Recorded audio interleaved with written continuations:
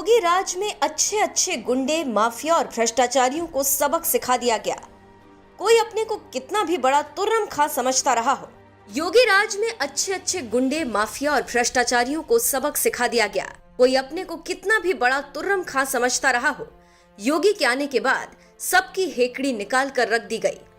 इसीलिए उत्तर प्रदेश में सीएम योगी आदित्यनाथ का भौकाल बुलंद है और 2017 के बाद 2022 में भी बीजेपी प्रचंड बहुमत के साथ सूबे की सत्ता पर काबिज हुई। ऐसे में दोबारा पावर में आते ही सीएम योगी ने साफ संदेश दे दिया था कि किसी गरीब दुखिया पर अगर कोई जुल्म हुआ तो आरोपियों को बख्शा नहीं जाएगा। यही कारण है कि यूपी पुलिस भी तत्परता के साथ काम करती हुई दिख रही है और गुंडाई करने वाले माफी मांगते हुए नजर आ रहे हैं। दरअसल उत्तर प्रदेश के कानपुर जिले से एक घटना सामने आई जिसमें समाजवादी पार्टी के विधायक इरफान सोलंकी के भाई रिजवान सोलंकी फंसते हुए नजर आ रहे हैं, क्योंकि उन पर आरोप लगा है कि उन्होंने एक प्लॉट में आग लगा दी, जिसके बाद पीड़ित परिवार ने रिजवान के खिलाफ एफआईआर दर्ज कराई। बस इसी के बाद पुलिस ने ताबड़तोड़ कार्रवाई करनी शुरू कर दी, जिसके बाद सपा विधायक के होश उड़ गए। क्या घटना हुई है? अभी आग लग गई मेरे घर में, आप लोग सब लोग देख ही रहे हैं। हम लोग शादी में गए थे, आग लग गई। ये अक्सर कई बार हो चुका है, कई बार ये लोग गिरवा चुके हैं। कई बार कौन लोग गिरवा चुके हैं? रिजवान सोलंकी, इरफान सोलंकी के भाई रिजवान सोलंकी। कहाँ पर आग लगी? ये 181 डिफेंस कॉलोनी जाज कानपुर, ये दिखाई देखिए ना, क्या है, हम लोग यहीं तो खड़े हैं। मकान है या खाली प्लाट? खाली प्लाट नहीं, मकान बना था, 3-4 बार गिरा चुके हैं ये लोग।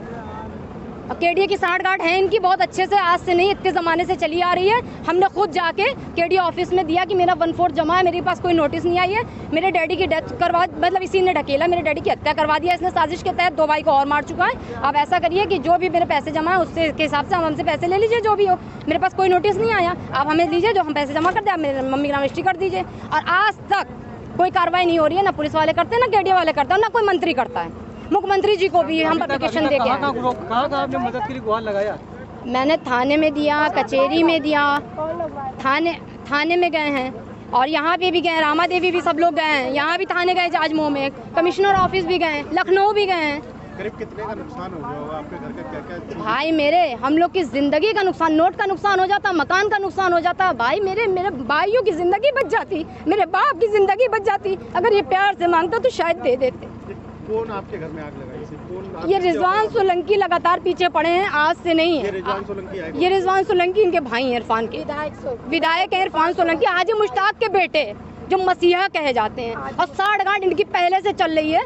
इनकी जो तारिक लारी थे, इन लोगों ने पूरी नाकाबंदी कर दिया था, तब मुलायम सिंह जी की सरकार थी, तभी भी इन्होंने गिराया था। वो भी भूमाफिया था, तारिक लारी। सरकार है, उससे क्या हमें तो उम्मीद है कि इनका नेस्तनाबूद खत्म होगा। जैसे ये हम गरीबों को जला रहे हैं, इनको भी वो जलाएंगे जरूर, और इनको तहस नहस करेंगे बहुत अच्छे से, पूरी उम्मीद है। पुलिस आई थी मौके पे? मौके पर पुलिस आई थी, हाथ बांधे खड़ी थी, फायर ब्रिगेड वगैरह। और मेरी बहन के साथ इन लोगों ने बदतमीजी की, गलत जगह छुआ। हम लोग जाके बताया कि ऐसी बात होगी, मेरे साथ बहन के साथ बदतमीजी की। Fire brigade. पीड़ित परिवार की इसी शिकायत के बाद योगी की पुलिस ने तत्काल प्रभाव से कार्रवाई शुरू कर दी और इरफान सोलंकी के घर पहुंची तो पता चला दोनों भाई फरार हैं। इसके बाद बस पुलिस को दोनों भाइयों की तलाश थी। किसी बीच सपा विधायक इरफान सोलंकी का एक वीडियो सामने आया, जिसमें वो हाथ जोड़कर यूपी के सीएम योगी आदित्यनाथ से मदद मांगते नजर आ रहे हैं, क्योंकि उन्हें भी पता है कि ज्यादा देर तक फरार रहे तो बाबा का बुलडोजर उनकी संपत्तियों को रौंद कर नेस्तनाबूद कर देगा। इसीलिए सपा विधायक इरफान सोलंकी ने सोशल मीडिया के जरिए मुख्यमंत्री योगी और विधानसभा अध्यक्ष से विधायकों की कमेटी बनाकर पूरे मामले की जांच कराए जाने की मांग की। रामनगर के वासियों, मैं आपके साथ एक वीडियो शेयर करना चाहता हूं कि बीती रात 3 बजे मेरे घर में कम से कम 10-15 थानों की पुलिस आई, जिसने मेरे घर को छावनी बना दिया। क्योंकि आप सबको मालूम है, हाल ही में मेरे चाचा का निधन हुआ, मैं घर पे मौजूद नहीं था। मेरे परिवार के साथ, मेरी धर्मपत्नी के साथ, मेरे बच्चों के साथ पुलिस ने बहुत बदतमीजी करी, और जिसका कोई सबूत नहीं, कोई मतलब मेरा कोई कसूर नहीं, मुझे पता भी नहीं क्या हुआ क्या नहीं हुआ। अभी बराबर मैं 2 दिन पुलिस कमिश्नर ऑफ कानपुर से मिला। कल की भी बात है, जब सिखों का एक धार्मिक कार्यक्रम था मोती झील में, मेरी वहाँ भी मुलाकात हुई।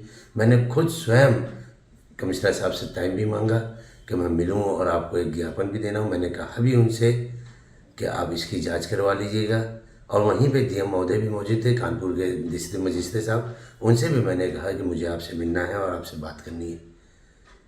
मेरा अल्लाह जानता, मैं तीनों बच्चों की कसम खाने को तैयार हूँ।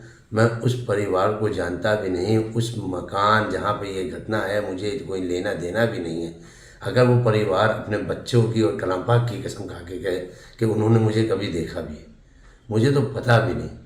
मैं सतीश महाना जी विधानसभा अध्यक्ष जी से भी कहूँगा कि एक विधायकों की एक आप मीटिंग बुलाइए, एक कमेटी बनाइए, माफ़ करिए, एक कमेटी बनाइए जिसमें विधायक आके जांच करें कि ये जो घटना वो औरत बता रही है उसमें सच्चाई क्या है। मैं आपसे यही उम्मीद करता हूँ और मैं प्यारी जनता आपसे भी अपील करता हूँ कि कम से कम आप जागरूक होइए। आप देखिए कि कैसे पुलिस तानाशाही कर रही है। रात में 3 बजे मेरे घर में घुस के उन्होंने मेरे बच्चे और मेरे बेगम के साथ उन्होंने बदतमीजी की। मेरे पूरे घर के पूरे हमारे डिफेंस कॉलोनी को छावनी बना दिए, पूरे तबाही मचा दी। मेरे भाइयों और महाना जी, मेरी आपसे पर्सनल रिक्वेस्ट है, इसमें आप इंटरफेयर करिए, विधायकों की कमेटी बनाइए और कम से कम मैं आपकी विधानसभा का एक विधायक हूँ, हमारी गरिमा बचाइए, हमारी इज्जत बचाइए। कि ऐसे ही अगर कोई महिला इल्ज़ाम लगा देगी, कम से कम उसकी जांच होनी चाहिए, उसकी लिखापढ़ी होनी चाहिए, सबूत देना चाहिए उसको कि अगर किसी ने इल्ज़ाम लगा दिया तो उसके एवज में आप मेरे घर को खोद देंगे, मेरे घर को छावनी बना देंगे। मेरी जवान सियानी बेटी है, मेरे बेटे हैं, मेरी एक छोटी सी बेटी 9 साल की है, उसके साथ बदतमीजी करी पुलिस ने। मेरी तो सपा विधायक के इस बयान से समझा जा सकता है कि योगी सरकार का खौफ किस कदर सोलंकी परिवार पर है। इसीलिए पुलिस से बचने के बाद उन्होंने परिवार को बचाने के लिए सीएम से गुहार लगाई है। वहीं इस पूरे मामले पर कानपुर पुलिस उपायुक्त पूर्वी ने क्या कहा वो भी सुनिए। कल दिनांक 8/11/2022 को थाना जाजमऊ पर एक आदमी के द्वारा तहरीर दिया गया। तहरीर में इनके द्वारा बताया गया कि रिजवान सोलंकी और इरफान सोलंकी इनको लगातार हर तरीके से प्रताड़ित करते चले आ रहे हैं और इनके घर पे ज़बरदस्ती कब्जा करना चाहते हैं और इनके पूरे परिवार को जान से मारने की इनके द्वारा लगातार धमकी दी जाती रही है। ये लोग इनको फर्जी मुकदमे में फंसाना चाहते हैं और ये लोग जब 7/11/2022 को अपने घर पे नहीं थे तो शाम के समय लगभग 8 बजे इनके घर में आग लगा दी, जिसके चलते इनके घर में रखे हुए जो सामान थे वो जलकर खाक हो गए। और इनका ये पूरा जो मकसद है इसलिए ताकि ये लोग यहाँ से अपना घर छोड़कर चले जाए और ये लोग जो है उस जगह पे अवैध रूप से कब्जा कर सकें। इस संबंध में जो तहरीर उनके द्वारा दी गई है उसमें 2 नामजद और कुछ लोग अज्ञात में हैं।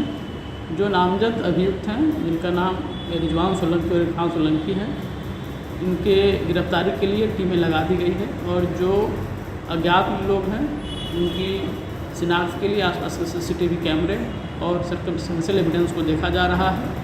उनके ऊपर भी जो हम पहचान करके उनकी भी गिरफ्तारी करेंगे और इस पूरे प्रकरण में थाना जाजमऊ के 436 एवं अन्य सुसंगत धारा में मुकदमा पंजीकृत कर लिया गया है और इसमें अग्रिम विधि कार्रवाई सुनिश्चित करेंगे।